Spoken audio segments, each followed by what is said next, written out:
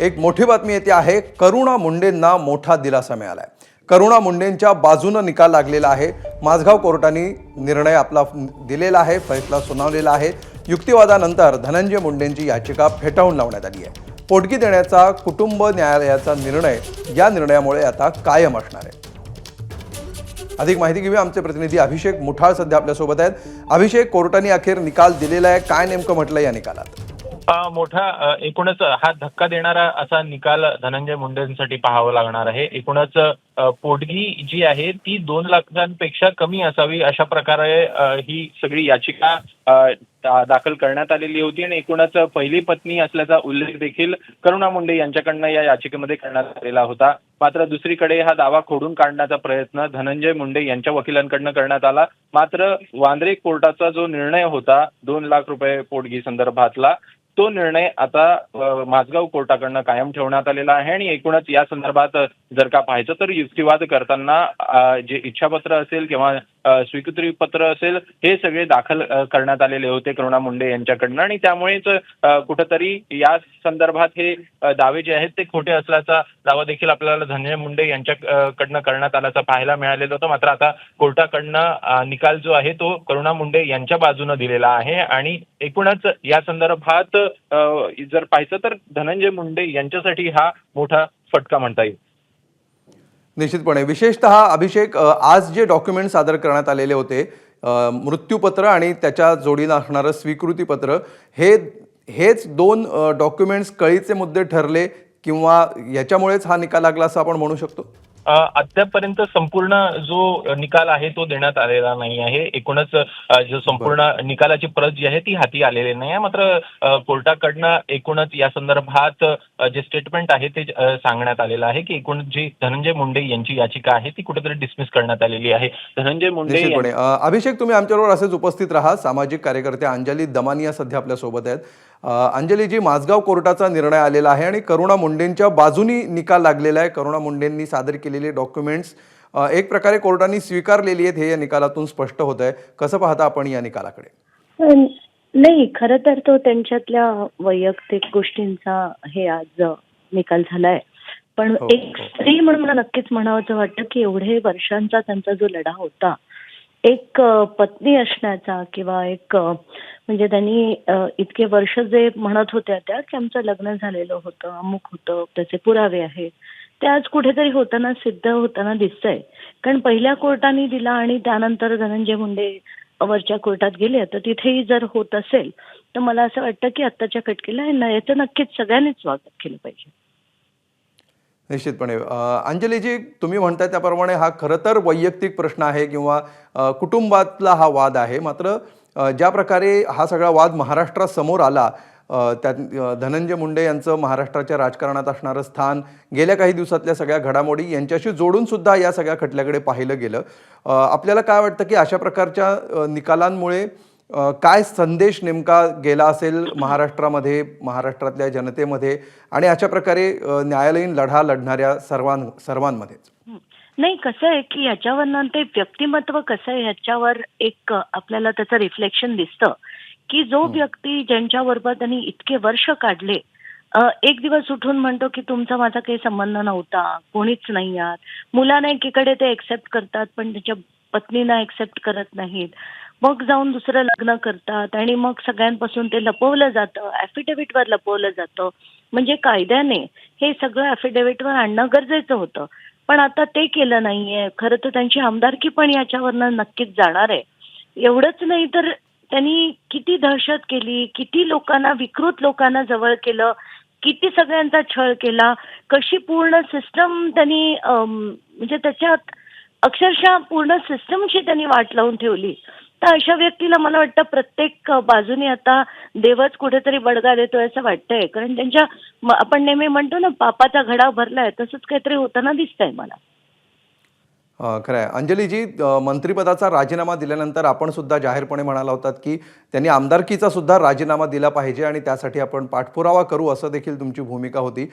तुम्हाला काय वाटतं की हा जो सगळा प्रकार समोर आलेला आहे, यातल्या वैयक्तिक बाबी सोडल्या तर इतर ज्या डॉक्युमेंट्सच्या संदर्भातल्या किंवा शपथपत्राच्या संदर्भातल्या ज्या सगळ्या गोष्टी आहेत, त्या तुमच्याही लढाईशी एक प्रकारे कनेक्टेड आहेत, रिलेटेड आहेत असं तुम्हाला वाटतं? नाही, नक्कीच. कारण कुठल्याही आमदाराला एक सर्टन बिहेवियर अपेक्षित असतं.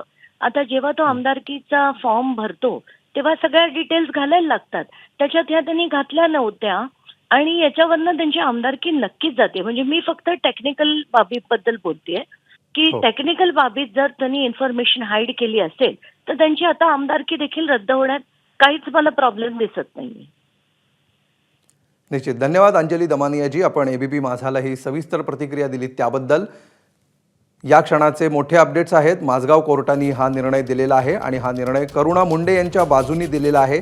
करुणा मुंडेंचा युक्तिवाद आणि त्यांनी सादर केलेली कागदपत्र न्यायालयाने स्वीकारली आहेत आणि पोटगी मिळण्याचा त्यांचा अधिकार या कोर्टाने सुद्धा कायम ठेवलेला आहे.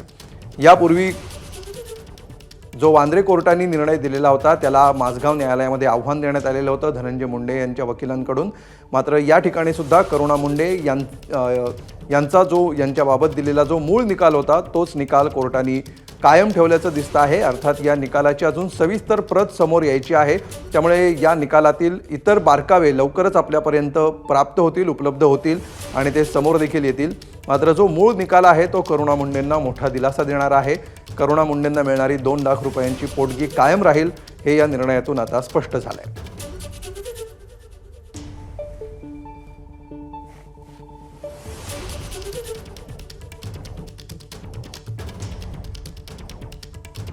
आजचा दिवस या निकालासाठी अतिशय महत्त्वाचा होता कारण माझगाव न्यायालयामध्ये आज कागदपत्र सादर केली जाणार होती आणि करुणा मुंडे यांच्या वकिलांच्या मार्फत ही कागदपत्र आज सादर करण्यात आली. बरेच डॉक्युमेंट्स याच्यामध्ये होते. मात्र त्यातलं मुख्य जे डॉक्युमेंट ज्याची सर्वाधिक दखल घेतली गेली ते होतं इच्छापत्र आणि त्याला जोडून असलेलं स्वीकृतीपत्र, ज्याला मृत्यूपत्र असंही टेक्निकल भाषेमध्ये म्हटलं जातं. आणि त्यावर असणाऱ्या सह्या या धनंजय मुंडेंच्या नाहीत असा दावा धनंजय मुंडेंच्या वकिलांकडून करण्यात आलेला होता. त्याचबरोबर या मूळ मृत्यूपत्रावर असणाऱ्या सह्या धनंजय मुंडेंच्या वेगळ्या दिसत आहेत आणि त्याला जोडलेल्या स्वीकृतीपत्रावरच्या सह्या वेगळ्या दिसत आहेत असाही दावा धनंजय मुंडेंच्या वकिलांनी केलेला होता. त्यामुळे हे मृत्यूपत्र बनावट आहे असा दावा करण्याचा प्रयत्न धनंजय मुंडेंच्या बाजूनी झालेला होता. आता या सगळ्याबद्दल कोर्टाने नेमकं काय म्हटलंय हे लवकरच स्पष्ट होईल. मात्र जो निर्णय आलेला आहे तो निर्णय करुणा मुंडेंना दिलासा देणार आहे. अभिषेक मुठाळ सध्या आपल्यासोबत आहेत. अभिषेक, जरी हा धनंजय मुंडे आणि करुणा मुंडे यांच्यातला वैयक्तिक संघर्ष असला, वैयक्तिक खटला असला, तरी सुद्धा तो महाराष्ट्राच्या पातळीवर सध्या चर्चेला गेला. माध्यमांसमोर दोन्ही बाजूंकडून क्रिया प्रतिक्रिया दिल्या जात होत्या आणि त्याची भावनिक बाजूसुद्धा समोर मांडली जात होती. त्या दृष्टीने या निकालाचं नेमकं काय महत्त्व आहे असं वाटतं?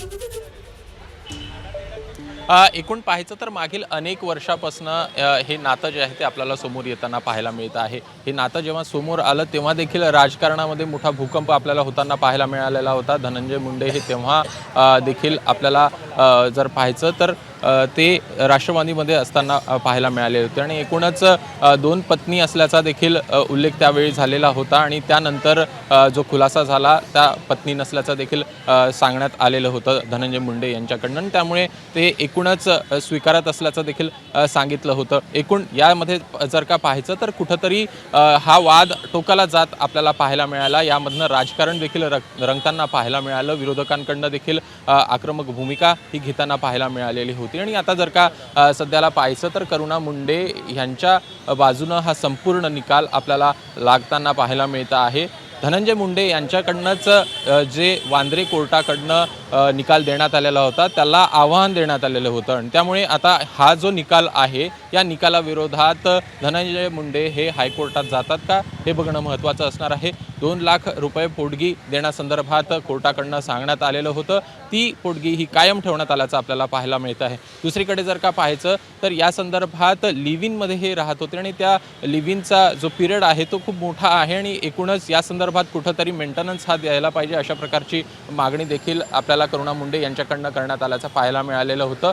या संदर्भात त्यांच्याकडनं हा देखील उल्लेख करण्यात आलेला होता की ही 2 लाखाची पोटगी जी आहे ती कुठंतरी कमी आहे. त्यामुळे ही वाढवून देण्यात यावी. साधारणपणे 15 लाख रुपयाचा रुपये महिना इथपर्यंत आपल्याला ही पोटगी मिळावी. मात्र आता सध्याला जर का पाहायचं आहे तर तोच निर्णय कायम ठेवण्यात आलेला आणि त्यामुळे एकूणच हा कुठंतरी धनंजय मुंडे यांना अडचणीत आणण्याचा प्रश्न जो आहे तो निर्माण होताना पाहायला मिळत आहे. दुसरीकडे काही कागदपत्र करुणा मुंडे यांच्याकडनं इथं सादर करण्यात आले कोर्टामध्ये, माझगाव कोर्टामध्ये हे सादर करण्यात आले, ज्यामध्ये इच्छापत्र देखील आपल्याला धनंजय मुंडे यांचं दाखल केल्याचं पाहायला मिळत आहे. सोबतच स्वीकृती पत्र देखील आपल्याला धनंजय मुंडे यांचं दिसतं आहे, ज्यामध्ये ते उल्लेख करताना दिसत आहेत की पहिली पत्नी असा उल्लेख हा करुणा मुंडे यांचा दिसतो. आणि त्यामुळे एकूणच या संदर्भात देखील आता प्रश्नचिन्ह उपस्थित होताना आपल्याला पाहायला मिळतील. आणि त्यामुळे नेमकं कोर्टात हे सगळं प्रकरण आपल्याला उच्च न्यायालयामध्ये हे सगळं प्रकरण गेल्यानंतर या संदर्भात देखील काही खुलासे होतात का हे बघणं महत्त्वाचं असेल.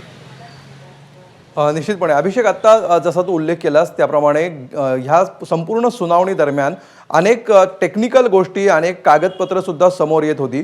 यातल्या कुठल्या प्रमुख गोष्टी त्यातल्या कोर्टाने या सगळ्यावर नेमके काय निष्कर्ष काढलेले आहेत किंवा त्या डॉक्युमेंट्सबाबत नेमकं काय भाष्य केलं आहे, कुठले पुरावे मान्य केले आहेत, कुठले फेटाळलेत, हे सगळं सविस्तर निकालानंतर समोर येईलच.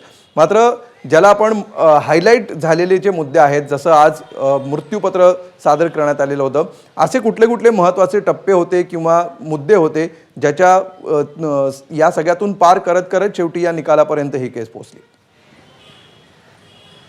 आपण जेव्हा सकाळी करुणा मुंडे यांच्याशी बोललो तेव्हा त्यांच्याकडनं स्पष्ट करण्यात आलेलं होतं की मी काही कागदपत्र सादर करणार आहे आणि त्यामुळे ते कागदपत्र जर का पाहायचं तर हे एक इच्छापत्र आणि दुसरं म्हणजे जे स्वीकृतीपत्र आहेत धनंजय मुंडे यांचं ते आपल्याला करुणा मुंडे यांच्याकडे असल्याचं पाहायला मिळालं आणि ते त्यांच्याकडनं सादर करण्यात आलं. दावा करण्यात आला धनंजय मुंडे यांच्या वकिलांकडनं की हे खोटं आहे. मात्र कोर्टाकडनं आता एकूणच काय मान्य करण्यात येत आहे हे संपूर्ण जेव्हा निकाल रात्रीपर्यंत तो हातात येईल, अपलोड होईल, त्यानंतर आपल्याला तो लक्षात येईलच नेमकं कोर्टाचं या संदर्भात काय स्टेटमेंट होतं किंवा काय कोर्टाकडनं म्हटलं गेलेलं आहे. मात्र सध्याला जरी का पाहायचं तर कोर्टाकडनं ह्या सगळ्या बाबी जी आहेत ते ग्राह्य धरण्यात आलेला असल्याचं देखील स्पष्टपणे दिसतं आहे आणि त्याद्वारेच कुठंतरी हा निकाल कायम ठेवण्यात आलेला आहे.